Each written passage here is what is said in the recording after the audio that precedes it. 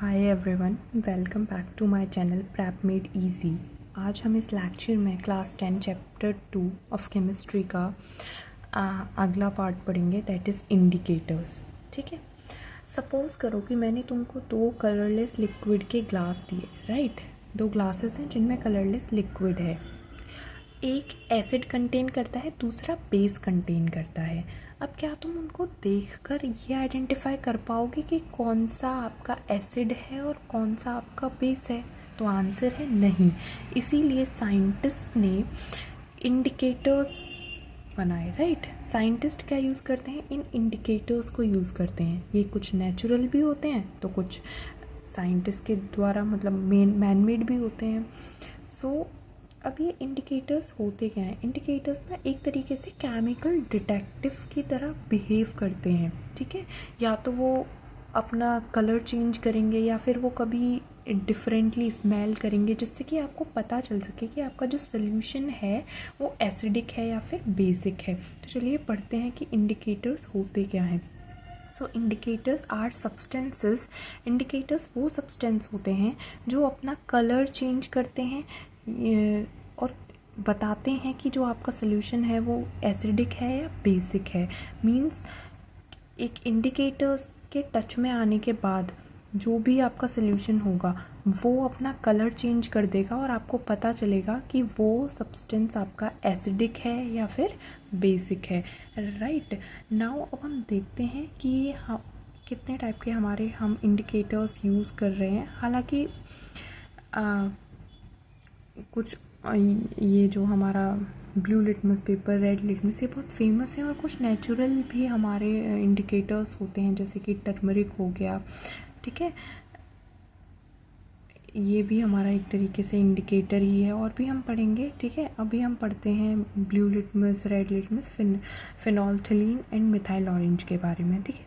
ये चार इंडिकेटर्स के बारे में। जब भी ब्लू लिटमस को आप किसी एसिडिक सोल्यूशन में टच करोगे या फिर चेक करोगे तो उसका कलर चेंज होकर ब्लू से क्या हो जाएगा? रेड हो जाएगा। और अगर आप ब्लू लिटमस को किसी बेस में डालोगे, बेस से टच करोगे, तो जो हमारा लिटमस है ना उसका कोई भी कलर चेंज ही नहीं होगा। सेम रेड लिटमस के साथ क्या होता है? रेड लिटमस को अगर आप एसिड के साथ टच करोगे कोई चेंज नहीं आएगा, लेकिन बेस के साथ करोगे तो वो उसका रेड से कलर क्या हो जाएगा? ब्लू हो जाएगा। तो सिंपल सी बात है कि हमारे पास एक ब्लू लिटमस पेपर है और एक रेड लिटमस पेपर है, राइट।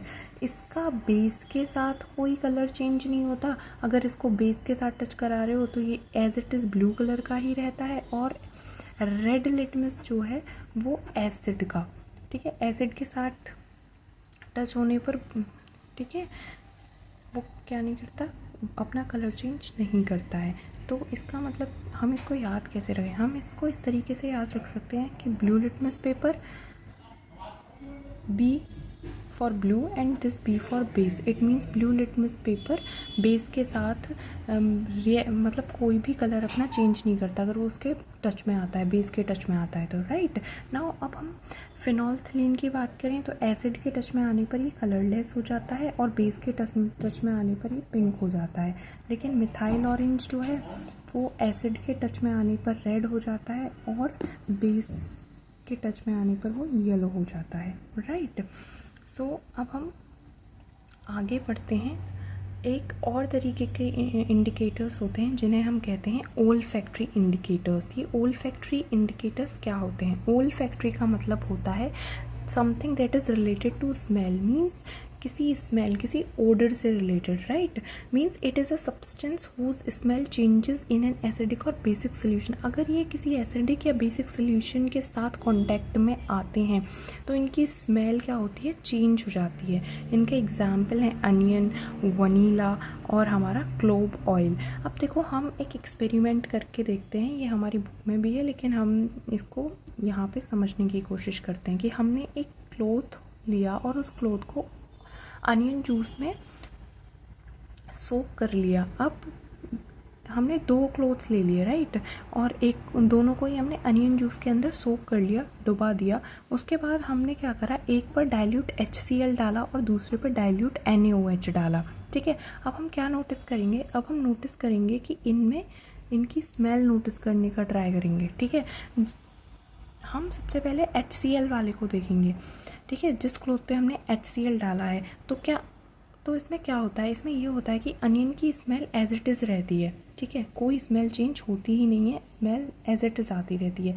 सेम जब हमने NaOH को डाला, NaOH डाला अनियन जूस वाले क्लोथ पे, तो अनियन की जो स्मेल थी ना वो डिसअपेयर हो गई। ठीक है, कोई स्मेल आ ही नहीं रही थी। तो इससे हमें क्या पता चला कि अगर स्मेल एज इट इज़ आती रहे, स्मेल एज इट इज़ रह जाए, तो वो चीज़ क्या होगी, वो एसिडिक होगा, वो सोल्यूशन एसिडिक होगा। लेकिन अगर स्मेल डिसअपियर हो गई तो वो वाला सोल्यूशन क्या है, वो सोल्यूशन बेसिक हो जाएगा। राइट, सेम केस अभी तो हमने अनियन के साथ चेक करा। अगर हम वनीला के साथ चेक करें या फिर क्लोव ऑयल के साथ चेक करें तो उसमें भी हमारी एसिड के साथ स्मेल एज इट इज़ रहेगी, लेकिन बेस के साथ मिलते ही वो स्मेल डिसअपियर हो जाएगी। Right, so this is all about the indicators. कि इंडिकेटर्स क्या होते हैं, इंडिकेटर्स वो सब्सटेंस हैं जो किसी भी सोल्यूशन के कांटेक्ट में आने पर अपना कलर चेंज कर देते हैं, जैसे कि blue litmus, red litmus, phenolphthalein, methyl orange. और दूसरी तरफ होते हैं ये हमारे ओल्फैक्टरी इंडिकेटर्स। राइट, ये स्मेल के बेसिस पे हम बताते हैं कि हमारा सब्सटेंस जो है वो क्या है, हमारा सोल्यूशन जो है वो एसिडिक है या फिर हमारा सोल्यूशन बेसिक है। Right, thank you.